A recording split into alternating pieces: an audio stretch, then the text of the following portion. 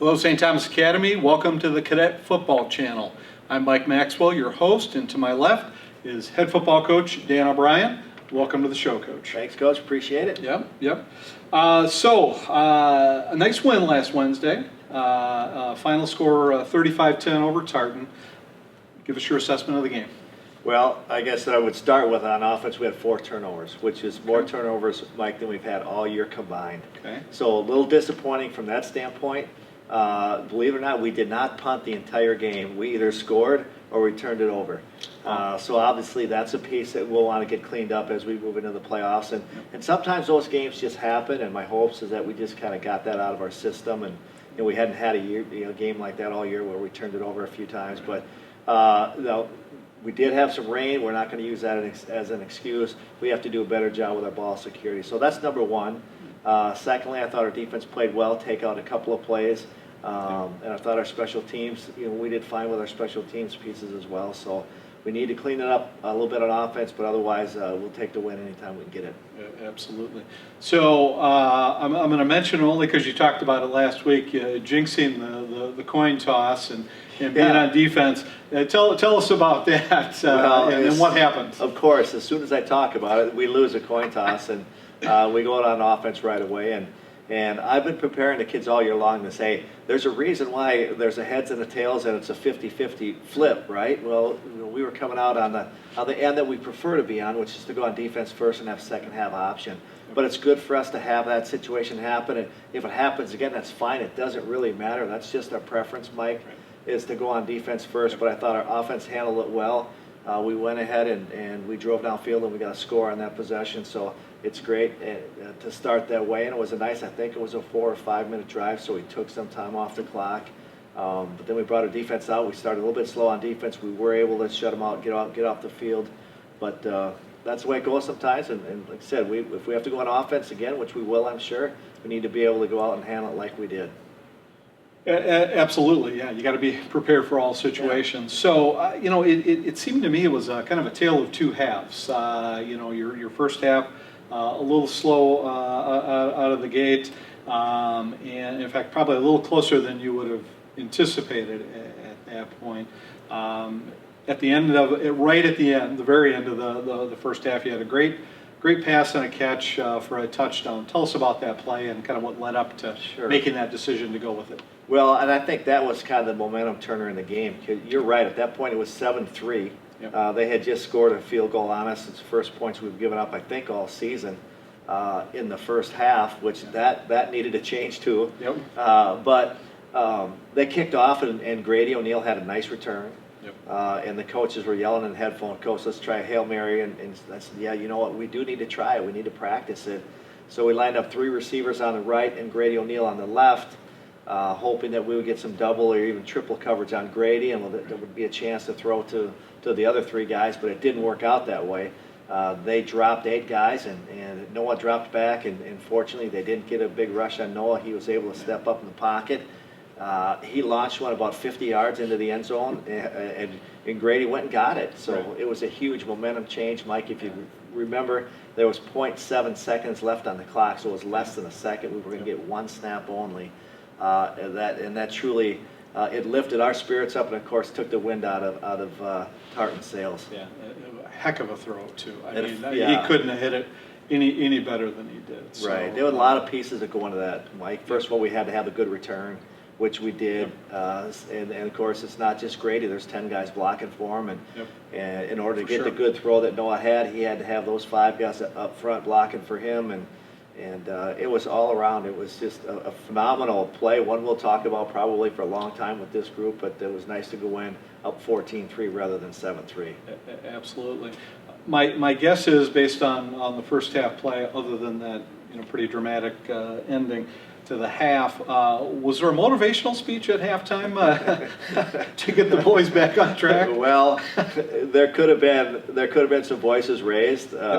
There was sometimes we talk sternly, and sometimes we pat them on the back, and you got to find the right mix of that. Right. But the most important thing is you have to go in and you have to make some adjustments. After we get after them a little bit, what will happen is we'll go ahead and we'll make some adjustments, and then we need to build their confidence as they go back out the door for that second half. And And it was good. We went out, we started the second half defensively well and scored again pretty quickly offensively. So we did respond the way that I had hoped that we would respond to start the second half. Absolutely. So yeah, finished you know, a great second half for the boys. Limited probably a late touchdown that you know kind of meant nothing at that point, but the boys definitely responded. So that was good to see. Let's talk about the players of the game. Players of the game on offense, we chose Grady O'Neal. Grady had a great night. Again, 2 critical plays right in a row, and I think he had 4 catches on the night for like 78 yards or maybe a little bit more than that. He also played some defense for us. He plays in our nickel package, and of course we saw what he did with the return game. Pretty important piece to the puzzle we have right now. So he was our offensive player of the game. Defensive player of the game we gave to Billy Brangen this week. He's our nose guard. He's in there doing the dirty work. He's getting his elbow skinned up and dirt underneath his fingernails and doesn't get a lot of credit. But when your 2 inside linebackers lead you in tackles, which is what has been happening for us all year, that means somebody up front is taking up a double team to keep those offensive linemen off of those linebackers. So we rewarded Billy with that one this week. Our special teams players of the game this week, we gave to our 2 kickers. We gave it to Mark Rogalski. He's had a real good year kicking the ball. And Seth Moore, our punter and kickoff guy, he got a couple of them into the end zone. So we rewarded those 2 guys this week. That's awesome. Yeah, those kickoffs are pretty important. Critical. Getting them into the end zone. So nice nice win. With that win, you finish up the regular season and you go 8-0 on the year. We move into the playoffs now. It's win or go home. Right. Does that change the way you prepare for each game coming up? It doesn't necessarily change the way we prepare, but I would say, Mike, it changes how we practice. I think the practices that we've had, the first 2 practices this week, have been a little bit more spirited. So we've competed a little harder in practice. The coaches are increasing our tempo, and we're actually taking a little bit of time off of practice. At this time of year, every football team in America, Mike, is banged up, and we're banged up as well. So we're trying to take some snaps off of our kids a little bit, so we cut about 10 minutes off of practice. We want to make sure that we're good and efficient with our time, but maybe not banging as much as what we've had in the past. So that's how it's changed. We don't change how we get ready for it or how we scout it or anything else like that. But we've practiced a little bit differently, and we'll continue to do so. Okay, good. The hay is in the barn, so to speak, right? Well, at this point, we're getting close anyhow. Right. So on a little more serious note, do you think the seniors are grasping that their high school football careers are coming to a close? Hopefully after a deep run in the playoffs, right? That would be great. You know, we talk about it all the time. We talk about it to the kids, and you know, every other week or so I'll say, hey, seniors, you only have X amount of practices left, and they're done with their regular season practices, you know, for the rest of their high school football career. And it comes fast, and we talk about, you know, the last time you take your shoulder pads off in that locker room, it's going to be a sad day. And you know, the locker room is such an important part and such a fun part of being part of a team. So that piece is incredible for our kids to experience, and we do talk about it a lot. I don't know that they quite grasp it, and sometimes it's going to take till that day, the first day when you don't have practice, or that day that you're turning in your jersey, your game jersey. But we do try to make it a special piece of what we talk about as we move towards the end of the season. Good. So you've got a familiar foe in your section semifinal game coming up. And by the way, Saturday afternoon, a 1 o'clock game. Apple Valley comes to Jerry Brown Stadium, a team you played a couple of weeks ago with you know, and took away a 49-0 victory. Are you concerned about the boys overlooking these guys at all? I'm always concerned about everything, Mike. I'm always concerned. As a staff, we try not to let that happen, and we remind them, you know, and we have examples around us all of the time. You know, you take a look at college football, Texas A&M beating Alabama as a number 2 team or number 1 team in the country, whatever they were. Penn State going in and having the Iowa situation where they get beat by Iowa as the number 2 team in the country at the time. Last night, the first round of playoffs, 2 top 10 5A teams got knocked off last night. So we'll continue to remind them, and just because we beat somebody 49-0 to 0 doesn't mean that they're not going to come in here and give us a game where it could turn around completely. So we'll remind them that, that we need to stay focused and locked in, and our biggest thing will be we need to do what makes us better and not maybe worry about who the opponent is and just worry about ourselves. Yeah, good advice. Does a Saturday afternoon game give you any challenges or present a different way to I guess prepare the boys mentally? It's not a regular day of school like a normal Right. Friday night game is, or what are you doing to kind of mitigate any challenges? Yeah. Well, actually, we had the option to play in the afternoon or at night, and you have to get both teams to agree on it. And we've been able to do that the last 3 years. I like playing in the afternoon for a couple of reasons. Number one, I think that it's a warmer experience for our players and for our fans. If you think back, we've had some Saturday nights, in late October, early November can get chilly. Yep. So I like that piece of it.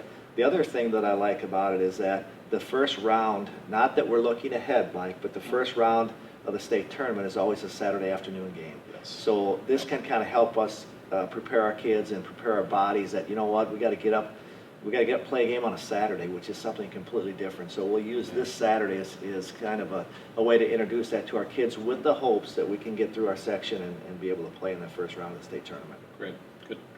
Good to hear. So, what are you hoping to see from the boys when they take the field Saturday afternoon?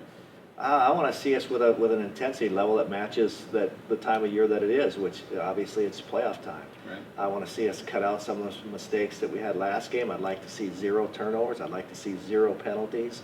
I'd like to see 0 points given up. Yeah. And I'd like to see a Absolutely. bunch of points on the scoreboard for the cadets. But obviously we're looking for perfection, and that's awfully hard to do. Right. But we're going to continue to push in that direction and try to improve in the things that we maybe didn't do as well as we would have liked to in the last game.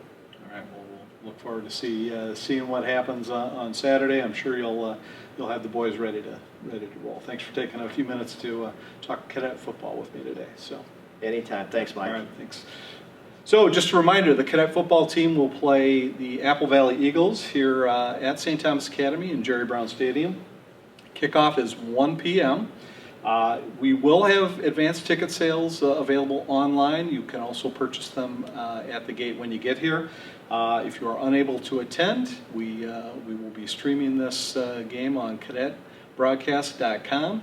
We'll put the link for both the ticket sales and cadet broadcast below.